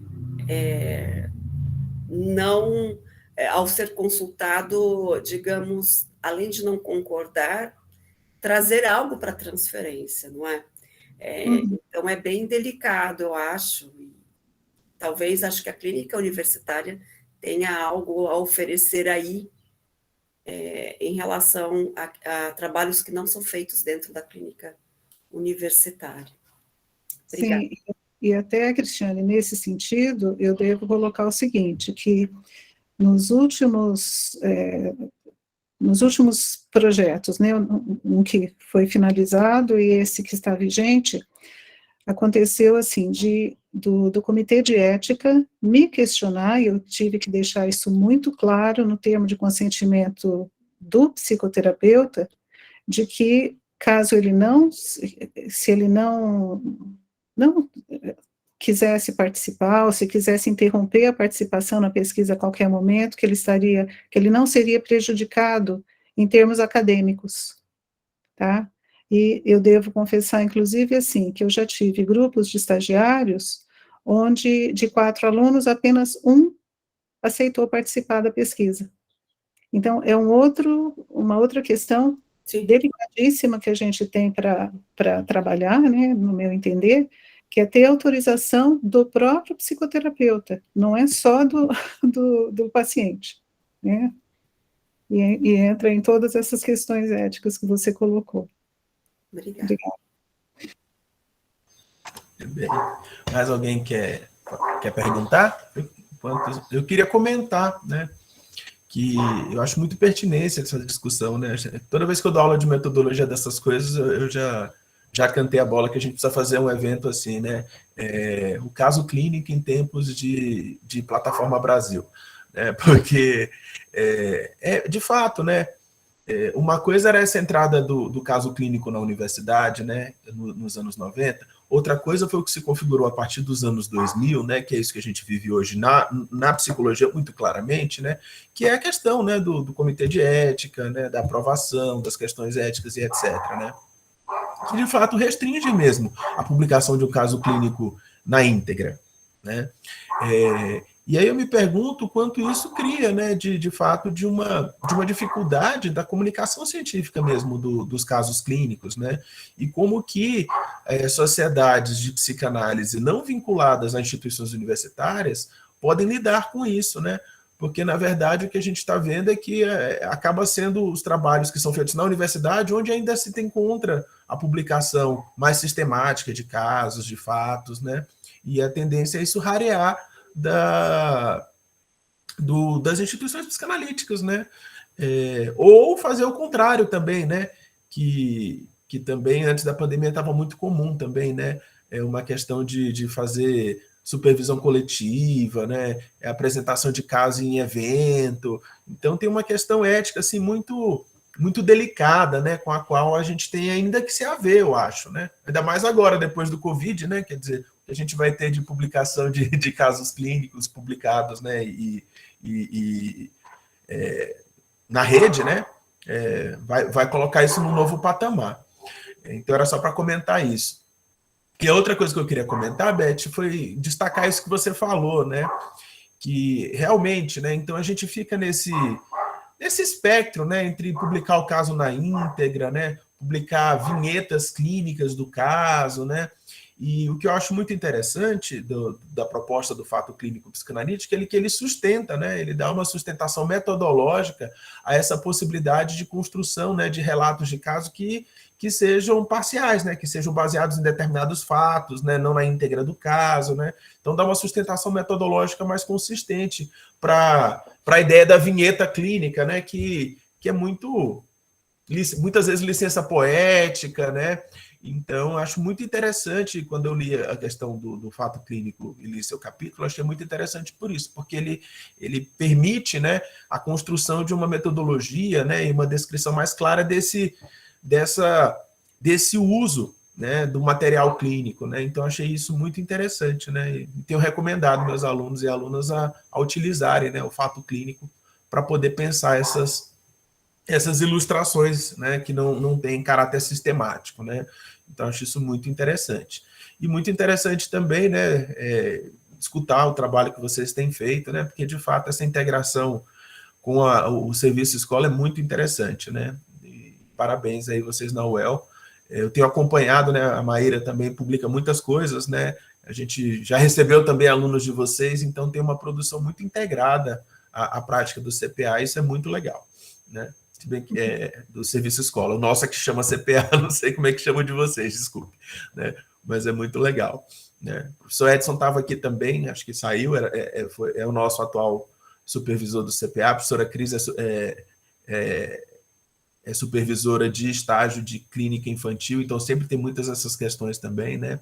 Então, para você ver como é uma questão ainda quente, né, da nossa discussão, né? E merece toda a nossa atenção. Clínica Psicológica da UEL. Valeu, Maíra. UEL. Eu queria só acrescentar mais uma coisinha, Érico. Sim, como você mencionou no início, né? Eu sou tutora da residência multiprofissional em saúde da mulher. E a gente, nesse contexto, trabalha muito, nós trabalhamos em 3 campos, né, então, unidades básicas de saúde, no ambulatório de especialidades e na maternidade e ala feminina do próprio HU. E, nesse sentido, então, a gente acaba acompanhando, por vezes, gestantes que, por se caracterizarem com gravidez de alto risco, às vezes permanecem 2, 3 meses em internamento. E nós temos, inclusive, um trabalho de conclusão de curso de uma residente, que eu espero que seja publicado, que nós trabalhamos também com fatos clínicos psicanalíticos no contexto hospitalar. E estou aqui torcendo, né, pela publicação, mas também lá nós tivemos que ter esse cuidado. A residência tem um projeto de pesquisa, então os casos que vão para o TCC ou para a publicação, primeiro eles passam pela assinatura do paciente, do termo de consentimento livre e esclarecido, né? Caso contrário, a gente não pode publicar nada também, né? E, enfim, tem aí ainda algumas coisas que a gente espera que sejam publicadas, né, num tempo curto, considerando fatos clínicos psicanalíticos no atendimento de criança autista, pacientes que praticaram autolesão. Então, assim, tem algumas coisas aí acontecendo, né? E também, como você bem lembrou, né, que eu trabalho muito com a questão da gemelaridade, nós temos um artigo que saiu há pouco, que foi com puérperas de gêmeos, só que eu não trouxe aqui, né, nos meus exemplos, porque a gente trabalhou com entrevista, e não com a questão do atendimento clínico propriamente dito, né? Mas estou dizendo isso para a gente pensar, olha, acho que é uma estratégia de pesquisa, uma metodologia de pesquisa que nós podemos aplicar em vários contextos da psicanálise e clínica ampliada, né? Acho que é basicamente isso tudo que eu queria comentar com você. Ai, Beth, muito obrigado. Tem mais alguém que já está dando o nosso horário? Tem mais alguém que gostaria de perguntar ou comentar alguma coisa? Senão a gente vai se encaminhando para o encerramento, né? Beth, eu queria agradecer muito pela sua presença, pela sua simpatia, né, de estar aqui colaborando conosco e dando visibilidade ao trabalho e nos ajudando a pensar essa dimensão da clínica tão importante, né, para todos nós. E agradecer muito pela exposição, agradecer muito também aos alunos e alunas da disciplina, os alunos especiais, e as pessoas que puderam assistir às aulas, à aula aberta hoje. Vi muita gente que a gente conhece, né? Outras pessoas que a gente não conhece, e então muito legal que a gente possa encontrar essa visibilidade. Depois a gente vai disponibilizar lá no canal do Nepsica, né? Que eu coloquei aí no link, né? Então, pedir para vocês também poderem acompanhar-nos e seguir as próximas aulas abertas também, que a gente vai divulgar, né? A próxima aula aberta, agora eu não sei de quem mas é da professora Nádia, se eu não me engano. É da professora Nádia, eu acho, a próxima. Se eu não me engano, é a dela. Mas vai ser em breve, a gente vai divulgar. Nós estamos com esse projeto das aulas abertas e das atividades do Nepsica Online. Inclusive, na sexta-feira, a gente vai ter uma atividade de um lançamento de livro da professora Patrícia, que ela também está divulgando aí pelas nossas redes, né? Então, fique acompanhando e conversando conosco, né? E construindo aí esse caminho da psicanálise, da psicologia na universidade, né? É sempre muito, muito gratificante essas conversas. Então, passar para a Beth, para as palavras finais. Desculpe interromper, Érico. Eu gostaria, sim, de agradecer muito, né, poder ter passado aqui essas horas com vocês. Agradeço muito pelo convite e espero que realmente essa nossa reflexão sirva aí para fomentar novas pesquisas, né, por essa galera toda que, pelo jeito, está bem animada para isso. E me coloco à disposição, Érico, para outros momentos que a gente possa partilhar, seja aqui, seja no GT, né, aí com vocês, aqui na UEL. Muitíssimo obrigada. Claro, com certeza, né, a gente está tão pertinho, né, e aquele evento em 2019 foi tão bom, né, do GT na UEL, né, onde a gente foi divã todo mundo, né? Foi bem legal. Vai voltar esse momento, né? Mas que bom que a gente pode manter o contato virtual também. Gente, eu vou parar a gravação então, tá? Muito obrigado a todos e a todas e nos vemos na nossa próxima aula aberta. Um grande abraço. Então, pronto, parei. Ah, não parei não. Ai, meu Deus. Depois eu corto.